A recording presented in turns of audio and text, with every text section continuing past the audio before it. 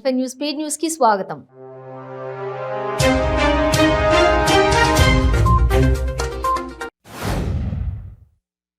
మహబూబాబాద్ జిల్లా మరిపేడ మండల కేంద్రంలో మండల బీఆర్ఎస్ పార్టీ ఆధ్వర్యంలో పెంచిన గ్యాస్ ధరలను తగ్గించాలని డిమాండ్ చేస్తూ జాతీయ రహదారిపై ధర్నా నిర్వహించారు.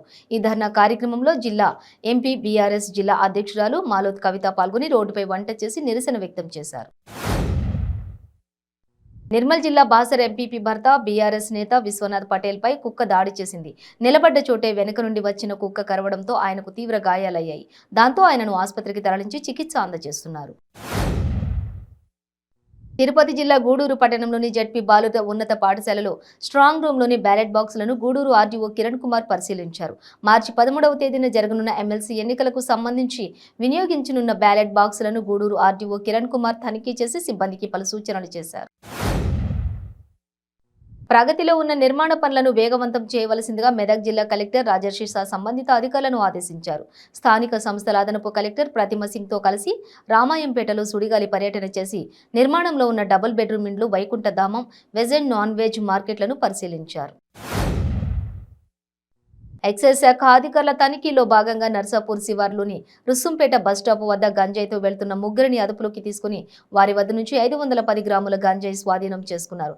ఎక్సైజ్ జిల్లా task force CI Ram Reddy Medak జిల్లా ఎక్సైజ్ కార్యాలయం వద్ద ఏర్పాటు చేసిన విలేకరుల సమావేశంలో మాట్లాడారు.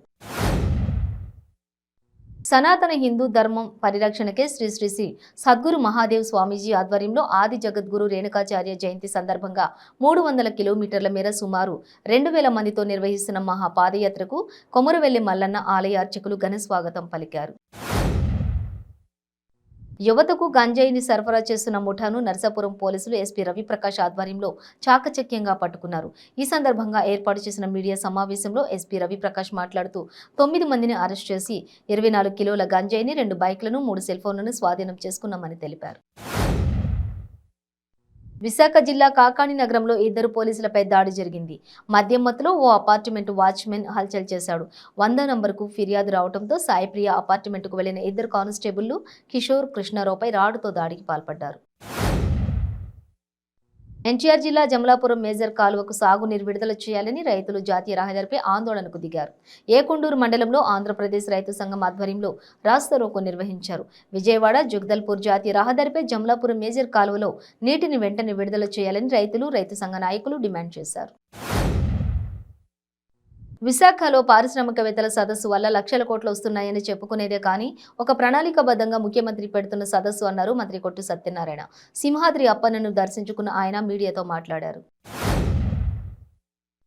రానున్న ఎన్నికల్లో బీజేపీ, బీఆర్ఎస్ పాలనకు ప్రజలు ఓటు అనే ఆయుధంతో చరమగీతం పాడాలని ఎమ్మెల్సీ జీవన్ రెడ్డి కోరారు. జగిత్యాల పట్టణంలోని 39, 23, 24, 25, 10వ వార్డుల్లో హాత్ సే హాత్ జోడో అభియాన్ యాత్ర కార్యక్రమాన్ని ఎమ్మెల్సీ ఆధ్వర్యంలో నిర్వహించారు. జయశంకర్ భూపాలపల్లి జిల్లా కాటార మండలం అంకుసాపూర్ అంగన్వాడీ కేంద్రంలో అంగన్వాడీ టీచర్ షాహిదా బేగం ఆధ్వర్యంలో అంతర్జాతీయ మహిళా దినోత్సవ వేడుకలు ఘనంగా జరిగాయి. ఈ కార్యక్రమానికి ముఖ్య అతిథిగా అంగన్వాడీ సూపర్వైజర్ అరుణ హాజరయ్యారు. రంగారెడ్డి జిల్లా షాద్ నగర్ నియోజకవర్గం ఫరూక్ నగర్ తహసీల్దార్ కార్యాలయం ముందు బీఆర్ఎస్ పార్టీ మహాధర్నా చేపట్టింది. పెంచిన గ్యాస్ ధరలు వెంటనే తగ్గించాలని ఎమ్మెల్యే అంజయ్య యాదవ్ అన్నారు. 2024 ఎన్నికల్లో తెలుగుదేశం పార్టీ ఒంటరిగా పోటీ చేయాలని సీఎం జగన్ సవాల్ విసరడం ఏంటని మాజీ మంత్రి ప్రతిపాటి పుల్లారావు ప్రశ్నించారు. ఎన్నికల్లో ఎలా పోటీ చేయాలో అనేది పార్టీ విధి విధానాల మీద ఆధారపడి ఉంటాయని, ప్రజల శ్రేయస్సు కోసం అవసరమైతే పొత్తుకైనా వెళ్లాల్సి ఉంటుందని మాజీ మంత్రి ప్రతిపాటి పుల్లారావు తెలిపారు. మార్చి 8వ తేదీ అంతర్జాతీయ మహిళా దినోత్సవ వేడుకల సందర్భంగా మందమరి ఎల్లందు క్లబ్లో మహిళలందరికీ ఆటల పోటీలు నిర్వహించడం జరిగింది. ఈ కార్యక్రమానికి ముఖ్య అతిథిగా చింతల లక్ష్మీ శ్రీనివాస్ విచ్చేసి మహిళలందరికీ శుభాకాంక్షలు తెలియజేసి పోటీలను ప్రారంభించారు. జగిత్యాల జిల్లా మెట్పల్లి మండలం కొండికర్ల గ్రామంలో జిన్నాశంకర్ అనే వ్యక్తి తల్వార్తో హంగామా సృష్టించాడు. గ్రామ ప్రజలకు జిన్నాశంకర్కు ఆలయ విషయంలో వివాదం నెలకొంది. గ్రామస్తులు సమస్య పరిష్కారం కోసం సమావేశం ఏర్పాటు చేసుకోగా విషయం తెలుసుకున్న శంకర్ తల్వార్తో అక్కడికి చేరుకుని తనకు వ్యతిరేకంగా మాట్లాడిన వారిని చంపుతానని బెదిరిస్తూ గ్రామస్తులపైకి దూసుకెళ్లాడు. కేంద్ర ప్రభుత్వం వంట గ్యాస్ సిలిండర్ ధరపై 55 రూపాయలు పెంచడం ప్రజల నడ్డి విరవడమే అని, ప్రజల సంక్షేమం ఎన్నడూ ఆలోచించని ప్రభుత్వమే కేంద్ర ప్రభుత్వాన్ని కోరుట్ల శాసనసభ్యులు కల్వకుంట్ల విద్యాసాగర్ రావు అన్నారు. గ్యాస్ సిలిండర్ ధర పెంపును నిరసిస్తూ ఆయన ఆదేశాల మేరకు స్థానిక బీఆర్ఎస్ నాయకులు వంట వార్పు కార్యక్రమం చేపట్టారు. వికారాబాద్ జిల్లా పరిగి పట్టణంలో శ్రీ శ్రీ లక్ష్మీ వెంకటేశ్వర స్వామి దేవాలయంలో ఎమ్మెల్యే మహేష్ రెడ్డి ప్రతిమారెడ్డి ఆధ్వర్యంలో శ్రీ లక్ష్మీ వెంకటేశ్వర స్వామి కళ్యాణ మహోత్సవం అంగరంగ వైభవంగా కొనసాగింది.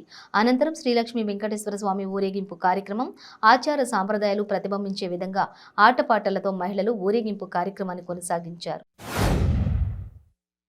డాక్టర్ బిఆర్ అంబేద్కర్ కోనసీమ జిల్లా ముమ్మిడివరంలో పెరిగిన గ్యాస్ ధరలను వ్యతిరేకిస్తూ సిపిఎం ప్రజా సంఘాల ఆధ్వర్యంలోని నిరసన చేపట్టారు. కేంద్రంలోని బీజేపీ ప్రభుత్వం పెంచిన గ్యాస్ ధరలను వెంటనే తగ్గించాలని ముమ్మిడివరం మండలం సిపిఎం పార్టీ మరియు ప్రజా సంఘాల ఆధ్వర్యంలో ముమ్మిడివరం మండలం తహసీల్దార్ ఆఫీస్ వద్ద ధర్నా కార్యక్రమం నిర్వహించారు.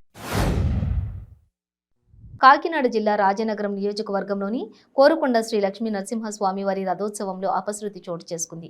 రథం ప్రారంభమైన కొద్దిసేపటికి 2 వ్యక్తులు గాయాల పాలయ్యారు. వెంటనే రాజనగరం ఎమ్మెల్యే జక్కంపూడి రాజా ఇతర అధికారులు అంబులెన్స్ రప్పించి ఆసుపత్రికి తరలించి చికిత్స అందజేశారు.